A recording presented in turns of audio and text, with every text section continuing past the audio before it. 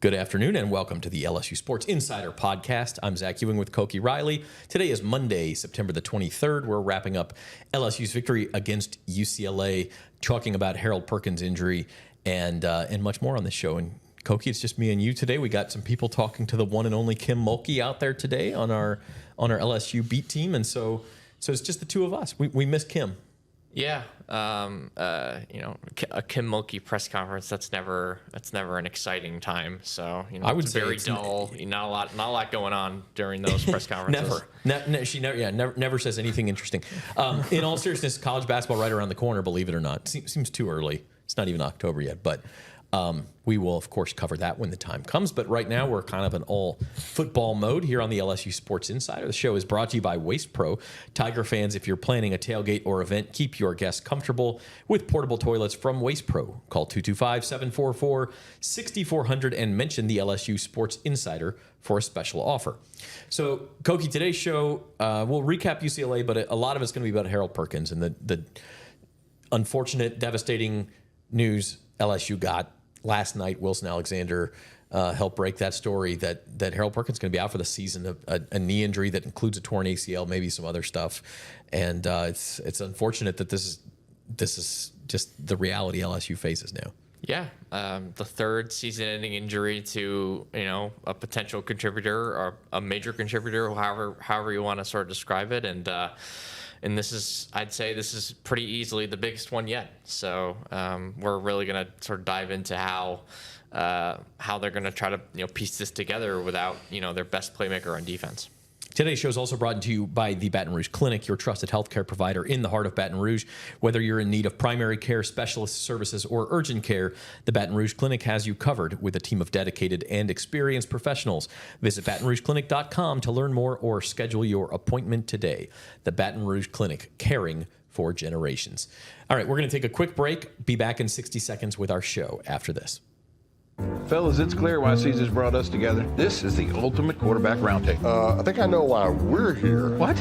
Quarterback, high school, Oklahoma? I thought that was a musical. Garth, I think you're here because when people use Caesars Sportsbook, they earn with Caesars rewards. Things like celebrity chef dining, Vegas vacations, even tickets to your show. This app is over the top. There's the idea. Bet with Caesars Sportsbook. Earn Caesars rewards and see your favorite quarterback, Garth Brooks, in concert. Hey, you can't throw like that. You know how far I've gone, now I'm home again. I'm feeling more alive these days than I've ever been. At the Baton Rouge Clinic, our sole focus is to provide exceptional health care for your entire family so that you can get back to doing what you love most. We are caring for generations. You gave me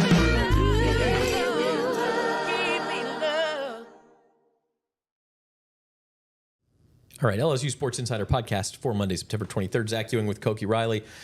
Subscribe to the LSU Sports at NOLA.com YouTube channel. Click the bell for notifications. Hit the like button for us, all that sort of stuff. And if you're listening on the podcast feed, you can always leave a 5-star review. Koki, let's dig into this situation LSU finds itself in. They beat UCLA 34-17 on Saturday. Again, if we're talking about just the game itself, probably not the dominating performance LSU fans would have liked to see to feel more comfortable. Game was tied at halftime. They did pull away. Thought played pretty good defense in the second half. What were your impressions of the game before we kind of dive into the Harold Perkins situation? Yeah, I thought they did not play good football at all in the first half. They missed some opportunities on offense, even if they were able to move the ball fairly consistently. And then defensively, again, just too many big plays downfield, this time in the passing game. Some obvious blown assignments, a couple, and for example, on that first drive, they just simply didn't cover the running back, linebacker on the brain here, but the running back coming out of the backfield, and that turned into a couple explosive plays, and just mistakes that just can't happen against an offense that's had a lot of trouble moving the ball so far this season in UCLA. So, yeah. But then again, like in the second half, they clamped down. I mean, UCLA couldn't run the ball really at all for the entire game, but they couldn't really throw it either in the second half. So it was a pretty dominant performance in the second half from LSU, especially defensively. And then offensively, they had two 90-plus yard drives in the second half, and those are the sort of long drives that Brian Kelly loves to see. Yeah, I mean, in the second half, this team looked like everyone kind of expected it to against the Bruins. And maybe the Tigers are headed in the right direction. It's hard to say. Obviously, the competition was not great. It's not going to be great again this week against South Alabama. Maybe a little bit better. We'll get to that later in the show. But, kind of a mixed bag again. The LSU still hasn't put together that complete performance that we've been waiting for. But speaking of the defense, that's where we come into Harold Perkins and torn ACL, possibly other knee injuries. I was listening to Brian Kelly today. I don't even think they know yet everything that's going to need to be fixed. But he will not return this season, which is obviously a devastating blow for Harold, first of all. You got to feel for him, a guy who had NFL aspirations after this year, certainly, and now has to kind of reevaluate, does he want to come back to LSU for another year? How far is he going to drop in the draft after an injury? What exactly is his prognosis? So that's part of it. And then the more immediate part of it is for LSU, how do they adjust without a guy who's had, I think it's 13 sacks over the last 2 years. And his numbers weren't there this year, but he also is drawing a lot of attention from opposing offenses. Yeah, absolutely. And even if he wasn't necessarily making plays at the rate that LSU fans wanted to see, he was still forcing defenses to be like, circle him when they were prepping for LSU because we have to stop that guy, right? And just having a guy with that sort of gravity just helps everybody else on defense. It helps a guy like Braden Swinson and a guy like Stavion Jones play well on the edge. It helps a guy like Whit Weeks make plays.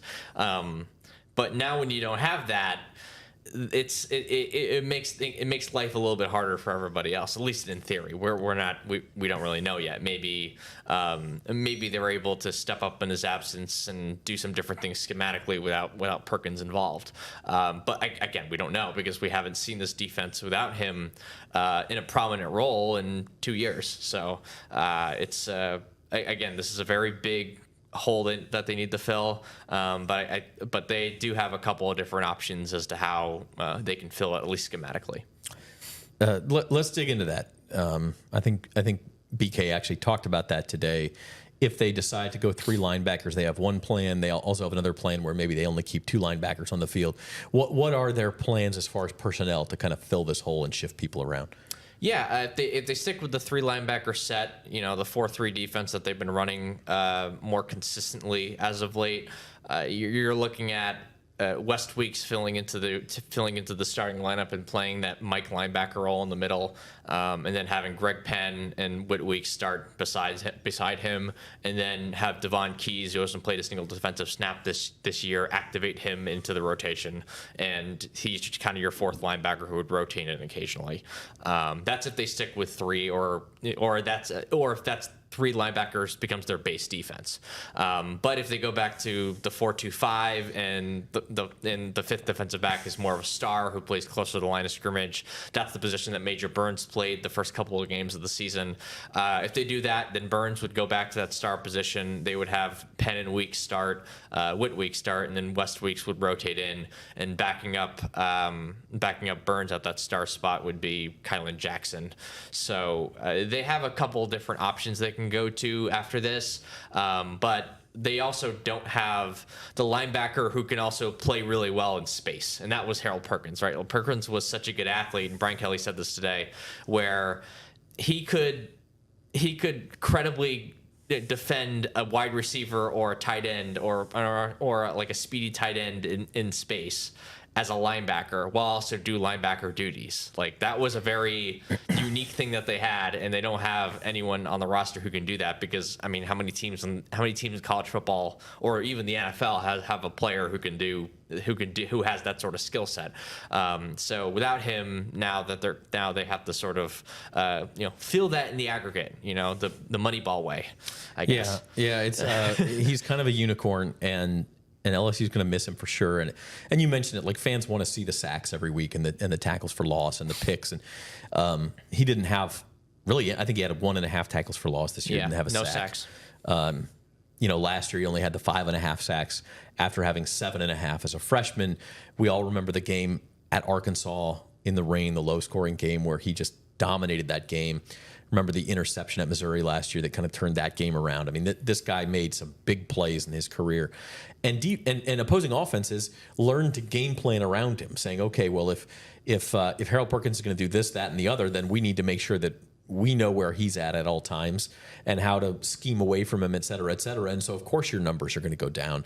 Having said that, if this is the end of Harold Perkins' LSU career, there's that feeling of unfinished, like they never exactly did find the right way to maximize his potential. Yeah, and a lot of it's because he's a hard player to sort of revolve your defense around, and because he has the explosiveness and sort of just like that playmaking ability that you'd see from like an edge rusher, like a Micah Parsons, right? I think that's kind of a name that's been floated around with him a lot. But Micah Parsons, who is kind of small for being an edge rusher in the first place, is much bigger than Harold Perkins. Like right. you couldn't play Harold Perkins as an edge rusher for the rest of his career. Like that was not going to be his path to the NFL. That was not going to be the way you maximized him at the next level or even let him grow as a player. Like he just wasn't going to be an edge rusher unless he gained, 40, 50 pounds and somehow grew longer arms and got taller, right? Magically.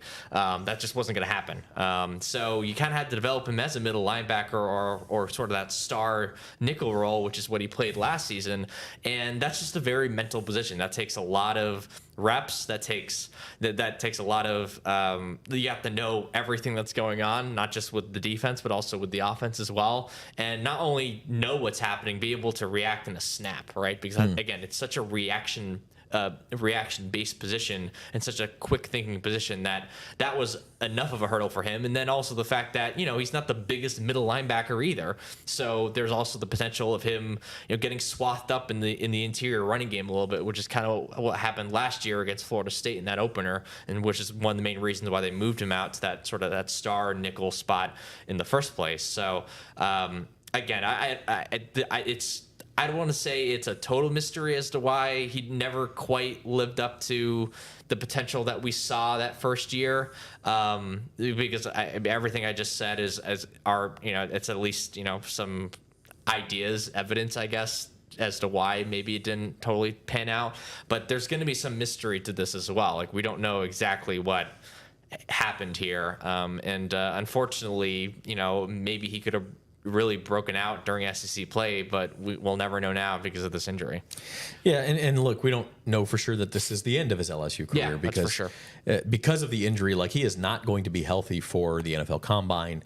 He's not going to be healthy for Pro Day, most likely. I mean, maybe that would be the front end of an ACL recovery. Like maybe you could get ready for a Pro Day in the spring, but it'd be pushing it. And at worst case scenario, NFL teams wouldn't even know if he'd be ready for their training camp next year.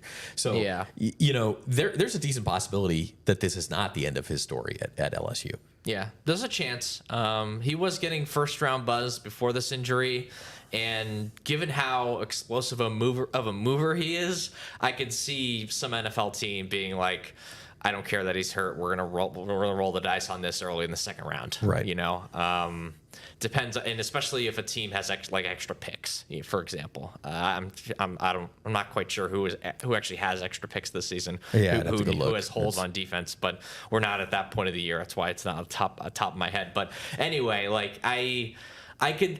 if I had to bet right now, I'd say he played his last game at LSU, but I wouldn't be shocked if he came back if he really thought that, all right, if I want to maximize my potential earnings in the NFL, I come back for one more season and prove that I'm fully healthy. It's two things, right? One is what's going to happen to my draft stock? Yeah. And two is how does Harold Perkins feel about his own unfinished business at LSU? Does he feel like coming back for another year would be more fulfilling to him? Does he feel like there's something still out there for him in his collegiate career? Yeah. And that's what we don't know. And maybe he thinks he can, he can further boost his draft stock by just getting more reps out there as a linebacker and just proving to teams, having more time to prove to teams that I can play this position for real. And you can rely on me as your Sam or your Will linebacker, or however you want to deploy me as a true blue linebacker. And maybe he thinks that these first 4 games there's too much gray area and that he can really prove something by coming back to school. Yeah, so we'll see. We'll obviously keep an eye on that story, but unfortunately for LSU in 2024, no more Harold Perkins on the field. So that's obviously the big injury, but we do have another injury report. It's brought to you by the Baton Rouge Clinic, and a couple of other injuries. both in the secondary. Zy Alexander left the game reportedly with a concussion, and then Jordan Gilbert also left the game. What do we know about those two? Jordan Gilbert, we didn't get an update on him today from Brian Kelly, so we'll have to look into that a little bit more. He becomes a little bit more important, especially if they go back to that 4-2-5, and Major Burns is no longer playing safety. He's playing star instead. But they've been rotating a lot of different guys at that safety spot. Jordan Gilbert, Jordan Allen returned to the field this week. Deshaun Spears started at safety for them with Major Burns. There's Kylan Jackson. Like, they have a ton of different guys that they're trying to figure out what the best combination is there. And it definitely seems like if you had to point to the biggest weakness on this defense, it's probably that safety position. Yeah, and like a lot of those injuries happen late in the game, so you're just trying to get out of there. And unfortunately, that's when Zy Alexander goes down. That's when Jordan Gilbert goes down. I'm trying to think of the name. The Tigers did get some good injury news that Brian Kelly announced today, and that's that they expect Chris Hilton. He's like full go in practice and ready to go for South Alabama. Yeah, sometimes with those bone bruise injuries, especially, if it's a lower body injury with a guy who really relies on his speed and his quickness, it takes a while for him to get back from an injury like that. So I think we all thought he was going to play this past weekend against UCLA. That ended up not being the case, and now it looks like he's going to be a full go for South Alabama and be a weapon in the passing game, especially to stretch the ball downfield. And Brian Kelly talked about that today in terms of they need another field stretcher, and Chris Hilton's the perfect guy for that. Oh boy, the passing game could get even better. So we're going to take our second break. We'll be back. We're going to finish recapping the UCLA game. Then we'll start to turn our attention to South Alabama, and we will also go around the SEC. So we'll be right back after this.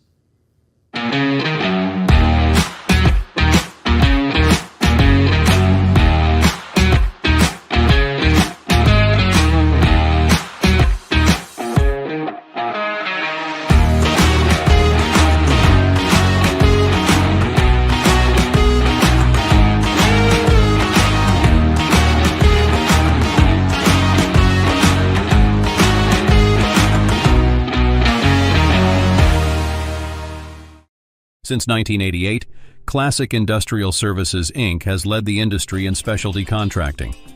From thermal insulation to scaffolding, coatings, and beyond, we cover it all. Every minute matters in our commitment to quality and safety. We're here to serve with roofing, siding, heat trace, and refractory services. Visit classicindustrial.com for more information.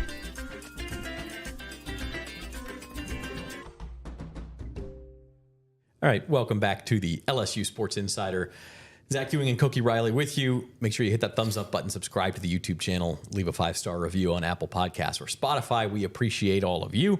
Koki, want to take one last look back at UCLA, and I think we talked about this at the top. It was like a kind of a mixed bag. I mean, they just haven't quite put everything all together, and that includes, we put together some keys to the game, and we're going to do our keys to the game segment. It's proudly sponsored by Associated Grocers. Join our team and support the success of local independent retail grocers. Apply today for available positions at Associated Grocers. And we talked about getting off to a fast start. Okay, well, they went right down the field and scored. But guess what? UCLA took the ball and came right down the other way, and it was 7-7. So it's like kind of halfway got there. We also talked about the running game. Stop the run. They did that. UCLA only had 14 yards rushing.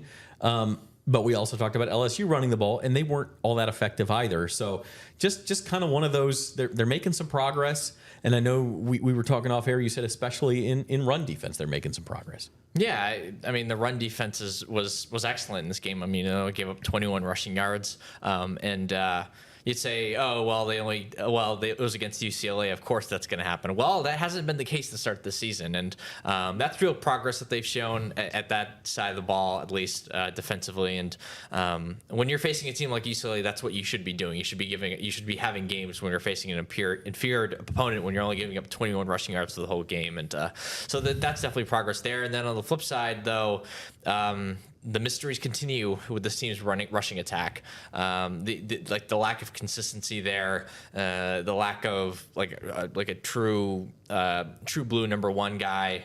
Not saying they necessarily need a true blue number one guy, but it's nice to know who your best runner is, and they still haven't quite figured that quite out yet. And again, a part of this is schematic and the fact that anytime a guard pulls or Garrett Nussmeier is showing a handoff, the linebackers are really snapping right down to the line of scrimmage pretty quickly, and it's kind of muddling up the line of scrimmage. And I don't know if this is as much of an offensive line problem as it is a running back problem, because again, they're not giving up a lot of negative runs. It's a lot of 0-yard runs and 1-yard runs that's putting them to 2nd and 9 and 3rd and 10s, and it's a problem. And they got to find a way to put themselves in more manageable 3rd down situations and find their curveball, because they already have their fastball, and that's their passing attack. So it's just a matter of creating more diversity in their offense when they face better defenses as the season goes along. You had to bring in the baseball analogy there, didn't you? Yeah. I like it though. Reporter for a reason. It actually makes a lot of sense. You're right. And that's. Here's the thing: the measuring stick is not UCLA, right? They're one of the worst Power 4 conference teams in America. The measuring stick is not South Alabama, and we'll talk about them. Their offenses look pretty good, but that's not the measuring stick. Is Ole Miss? It's Alabama. It's Texas A&M. It's Arkansas. It's Oklahoma and Vanderbilt, by the way, who's no pushover either. So, the measuring stick is these remaining SEC games, and if you can't fool a defense. Garrett Nussmeier's been great. We're going to talk about him in a second. But you told me the average distance on 3rd down was 5.5 yards for LSU? Yeah, something like that. See, it's not terrible, but it's also you're 3rd and 5, 3rd and 6. You're probably in a passing down situation, and they were able to get away with it. Garrett Nussmeier had great numbers, but can they do that against a better defense? And like you said, we thought Caden Durham had the breakout against South Carolina. Well, he only had 14 yards on 6 carries. They did run for 102 yards, only 3.6 per carry. It's not awful, but you just 3.6 yards per carry. That's the key. Yeah, you need to get a little bit more on those 1st and 2nd downs to where your passing game is not the only thing that you're relying on 3rd down. Yeah, it's again. So if we're using this baseball analogy, the hitter is the defense, and the pitcher is the offense, right? And the pitcher, they have a really good fastball, and that's what you want to really lean on, and that's what gets hitters out. But at the same time, if you just keep on throwing that fastball, and the hitter doesn't have to necessarily concentrate on the curveball at all, eventually they're going to start hitting the fastball. And for LSU, that means eventually the passing attack is going to be thwarted a little bit, and it'll have very little to do with Garrett Nussmeier or the receivers, and it'll have more to do with the fact that defenses are just used to seeing that from them. And when you're facing against really good defenses, and the reason why, going back to the South Carolina game, that's a really good defense. The reason why they played so well over the last 3 quarters of that game offensively was because they started running the ball a little bit. And when you're running the ball, if you run the ball as well as they did in that game, especially when you have Caden Durham in the game, I wouldn't say it makes it impossible to stop some of those the passing attack that they have going, but it makes it very, very difficult to do so. So that was sort of that South Carolina game. The end of that South Carolina game was kind of a perfect example of what you want this offense to do once we get into the meat of the SEC schedule. Yeah, and so I guess the good news is they did do that against an SEC team, so we'll see if they can keep doing it. But yeah, just kind of a mixed bag against UCLA. Tiger fans, Associated Grocers is hiring. Join a team committed to the success of independent retail grocers. Apply today at Associated Grocers and be part of something great. One more order of business from the UCLA game, and that is today's Star Player segment, which is proudly sponsored by Waste Pro. Ensure your tailgate or event is a hit with clean and convenient portable toilets from Waste Pro. Rent yours today. Now, Garrett Nussmeier was SEC Offensive Player of the Week. Congrats to him. Mm-hmm. But that is nothing compared with this honor. He is the LSU Sports Insider Star Player of the Week, along with Mason Taylor. And Mason gets the honor for a very specific reason, which we'll get to in a minute. But Nuss, as you mentioned, I mean, despite the 3rd and longs that he was faced with for much of that game, LSU was 10 of 15 on 3rd down. They did miss their only 4th down in the game, but they were 10 of 15 despite kind of the down and distance. And that's a credit to Nuss, who was 32 of 44, 352 yards passing, 3 touchdowns, no turnovers. I mean, it is, you just cannot understate how impressive he has been. Now, is he Jaden Daniels as a runner? No, he's not. But the passing game from Jaden Daniels hasn't really taken a step down. I mean, Nussmeier's been great. No, it's on the same tier at the very least. You can argue whether it's better or worse or the same, but it's on the same tier in terms of excellence. And in some ways, Nuss has even improved the passing game from this specific angle in terms of just attacking the middle of the field. Like that was something that was kind of a criticism of Daniels when he started the draft process. A lot of analysts and even teams probably noticed the fact that he didn't really attack the middle of the field that much. Nuss has been attacking the middle of the field a lot, and you're seeing that a lot with Mason Taylor, who is our other star player of the week, and his production going up. A lot of it's because he's finding Taylor on these ins and up the seam. So Nuss's ability to sort of expand the palette of the passing attack that LSU has really helped them out this season. And just to give you some stats as to the way, just given the level of play that Nuss has had this season, he is in the SEC second in passing yards, fourth in completion percentage despite being first in attempts, first in touchdown passes, third in total QBR, and first in EPA, and second in the country in EPA when it comes to just expected points added. So again, like if you look at the analytics, you look at the basic stats, you watch the games, I think it's undeniable to say that Nussmeier is one of the best quarterbacks in the SEC and a potential Heisman candidate. Not saying he's going to win the Heisman, not saying he's going to make it to New York, two things that I kind of doubt that will happen, but at the same time, like he's been fantastic and he's been everything you'd want from your quarterback, especially a quarterback who's replacing the guy who literally won the Heisman last season. Yeah. And not to turn this into a Heisman discussion, but Nussmeier is obviously a long shot. But the fact that you could even consider him as a candidate, and it's a wide open race, by the way. I mean, Quinn Ewers was the favorite for a while. He got hurt. Carson Beck was the favorite to start the season. I think he hasn't been great. You still got Jalen Milroe. Travis Hunter at Colorado is obviously a fantastic player, but if they go 6-6, 5-7, is he going to win the Heisman? I don't know. I know you like Cam Ward at Miami as a potential candidate too. It's wide open. Is Nussmeier going to make it to New York or anything? At this point, I think smart money says no. But the fact that it's even a possibility is a credit to Nuss. Yeah, if LSU makes the playoff, maybe there's a chance, but that would have to happen first before we even start talking about him as a Heisman candidate, because one of the reasons why Daniels won the Heisman and became like a real candidate was because of all the rushing yards, and Nussmeier doesn't really have that, and Nussmeier needs the boost of LSU winning games to go along with his prolific passing. Daniels could survive the not winning games a little bit more because, again, he was such a prolific rusher. Yeah, no doubt. And Mason Taylor, our other star player, by the way, 8 catches for 77 yards, both led the team, but that's not the only reason we're naming him that. He became LSU's all-time leading receiver among tight ends. Yeah, 99 career receptions, 999 career receiving yards, and again, that's just 4 games through his junior season. It's absolutely incredible that it ended on those numbers, 99 and 999. Like, that's like...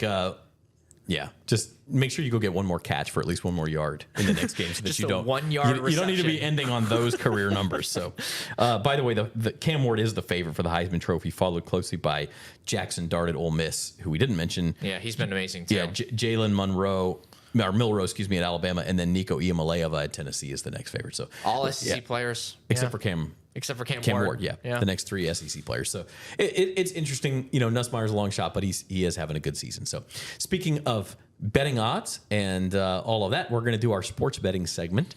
It is proudly sponsored by the Queen Casino. Experience the thrill of game day at 1717 Kitchen and Cocktails, your premier destination for elevated sports entertainment at the Queen of Baton Rouge. Thomas Casale will join us here and tell us about the LSU South Alabama betting line, which is actually lower than the LSU UCLA line was. Here's Thomas. Hello, everyone. Well, LSU got past UCLA. It wasn't pretty, but looking ahead to Saturday, the Tigers are a 20.5-point favorite at home against South Alabama. Now, that number is lower than what closed against UCLA at 24.5. The number actually was at 22. It went back down to 20.5. A couple reasons for this. One, pro bettors have South Alabama rated higher than UCLA. They're really down on UCLA. That was a game I think a lot of people thought LSU would cruise. And they did pull away a little bit in the second half, but it wasn't the kind of victory many of us thought we'd see. So you're seeing some money come in on South Alabama early. There's also the Harold Perkins injury that was announced on Sunday. So my advice is this. If you like LSU this week, I would wait. I think this number is going to go down to like 18.5 before kickoff. I'm personally going to pass. I just can't lay 3 touchdowns with LSU right now. But if you do want to bet on the Tigers this Saturday, wait it out closer to kickoff. I think you get 18.5. Thanks, Thomas. And you can catch all of the sports action at the Queen Casino's DraftKings Sports Bar and 1717 Kitchen and Cocktails. With top-notch screens and live betting, it's the ultimate spot to watch your favorite teams and enjoy a cold brew or signature cocktail. The Queen Casino is the only land-based casino in Baton Rouge and your go-to for game day or any day. Visit today and elevate your sports watching experience. Little surprised that the betting line is lower than it was against UCLA. We mentioned that was a possibility. I know, Koki, you said you thought it'd be even lower than that. Yeah, I thought it'd be somewhere around like 14 or 15. And I think part of it, the combination of that is the fact that I think you mentioned this earlier off air, but LSU's 0-4 against the spread this season. There's that history. There's the fact that, you know, they only beat Nicholls State by 24 points, and I think it's safe to say that the South Alabama team has a little more juice, especially on offense, than this Nicholls State team does. And you combine that with the UCLA performance, and you just, you know, notice the fact that South Alabama scored 87 points 2 weeks ago, which was, you know, one of the highest scoring margins by a Division I team in the last, I don't know, 30, 40 years. And then 48 against App State on Thursday night, too. They beat them 48-14. And we thought App State was going to be a good team. Maybe they won't be, but but still, that's a very impressive performance. And clearly they have juice on offense. And, you know, the quote unquote weakness of this LSU team is the defense. So if you combine those two factors, you figure that the line would be at least closer, even if the game's in Tiger Stadium, even if LSU has a lot more talent. So I found that a little bit surprising. That's all. Yeah, I mean, we'll see. Thomas actually, he said he thought the line would go down. It hasn't right now. It was 20.5 when he recorded that. It's now LSU minus 21. So South Alabama, obviously great offense. I think LSU ought to be able to score some points. But the Jaguars might have the best offense LSU has faced since USC. I don't know that you would. I mean, it's hard to compare like a Sun Belt level to, you know, a Big Ten team like UCLA or an SEC team like South Carolina. Yeah. But I think they're up there anyway. Like, it's not going to be a pushover for the LSU defense. I don't think UCLA would have scored 87 on Northwestern State. I don't think so. No, I don't think they could score 87 on air. Maybe that was mean. I don't know. But speaking of some other teams, and by the way, in the Big Ten, USC went to Michigan and lost. So that's a little bit of a ding to LSU's resume. I mean, I don't think we thought they were going to go 11-1 or anything like that anyway. But you know, if LSU, we start talking about the CFP and getting into, okay, they're 10-2 and they're ranked 13th. What do they need to do to move up? You want USC to have a good season. Michigan had 32 passing yards in this game, and still won the game. They still won the game. Amazing. That's wild. I think USC is definitely an improved team from the one we saw last season, especially defensively. They could have very easily won that game against Michigan. It's not like they got blown out or anything. It was a very, very close affair. But you know, but I think at the end of the day, if you're a USC fan, you come out of that game being like, all right, we still have some steps to take in terms of like the toughness and size with our defense. Because offensively, I mean, they had a real challenge facing against Michigan. That's a great defense they have at Michigan. It's just the offense, they can't throw the ball. Yeah. You know, to say the least. So that's in the Big Ten, but we do want to go around the SEC, and our Around the SEC segment is brought to you by Classic Industrial Services, because at Classic Industrial Services, every minute matters. And strange weekend of SEC games. We saw Oklahoma go to Tennessee, or Tennessee go to Oklahoma and win, but in kind of more of a defensive struggle than maybe we anticipated. I think that Volunteers defense is for real. Combine that with their offense, that's a scary team. We saw Arkansas win at Auburn in a weird game where Auburn marched the ball up and down the field but couldn't hang on to it and committed 4 turnovers, kind of gave Arkansas the win. We saw Mizzou really struggle and survive to beat Vandy in overtime at home. And then we saw Florida get a win over Mississippi State, and Billy Napier survives for another week. So what did you take away from the SEC this week? Yeah, Mississippi State is very easily the worst team in the conference, especially after another promising Vanderbilt performance, despite the fact that they lost to Georgia State last week. I think Vanderbilt's pretty frisky. I don't know. Maybe Missouri isn't quite as powerful as we thought to start the season, but like Diego Pavia, that guy's the real deal. He's really elevated their play at quarterback, especially. So, and then you look at the Auburn-Arkansas game. Like, Arkansas is very uneven. When they're going good, they're very explosive, especially offensively, and they got a lot of returning pieces on defense.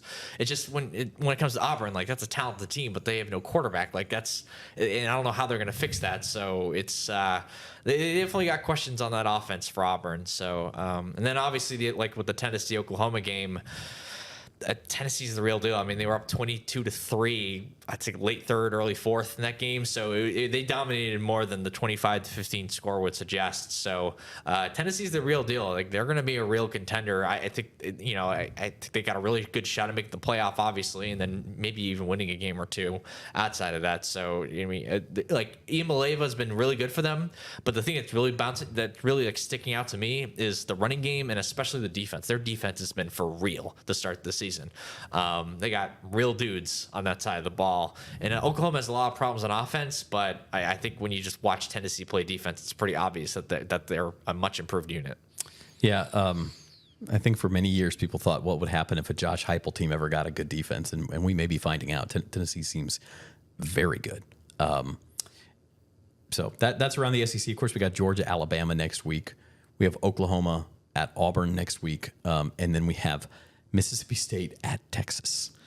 Hide the women and children. It's gonna. I think you said off air it was a 38.5 point spread. Jeez. For Mississippi State at Texas, or for Texas at home against Mississippi State. So, jeez. That's going to do it for our show. We'll be back with a full preview of LSU South Alabama on Thursday. Koki, since I don't think you're here on Thursday's podcast. I didn't even hammer that out yet, but do you have a quick prediction for us? You're putting me on the spot a little bit here, but I am. Yeah. I'm putting you on the spot a lot. Yeah. But I'm going to go LSU 35, South Alabama 24. I think it's going to be a close game at the half. I think LSU's defense might struggle to start in terms of just purely defensively. But I think they're going to put up plenty of points in this game, and I think the defense will probably figure some things out in the second half, and they'll pull away to win. So maybe more of a mixed bag from LSU, and we'll still have all these questions going into the open date before the Ole Miss game. But we'll have our full preview. We'll break everything down, offensive and defensive, and keys to the game on Thursday's show. Today's episode of LSU Sports Insider was brought to you by Classic Industrial Services, proudly serving Louisiana and the entire United States. All sorts of construction needs they can fulfill for you: scaffolding erection, metal siding and roofing, insulation services, maintenance services, refractory services, anything you need, they've got it. Classic Industrial is your go-to for quality and safety. They're not just about business. They're a proud community partner supporting local initiatives and helping build a stronger Baton Rouge. Because at Classic Industrial Services, every minute matters. Our show also brought to you by our title sponsor, Waste Pro. We thank them and all of our other sponsors. Also, thanks to Alex Lee, doing a great job behind the glass for us today. He's Koki Riley. I'm Zach Ewing, and we will see you next time on the LSU Sports Insider.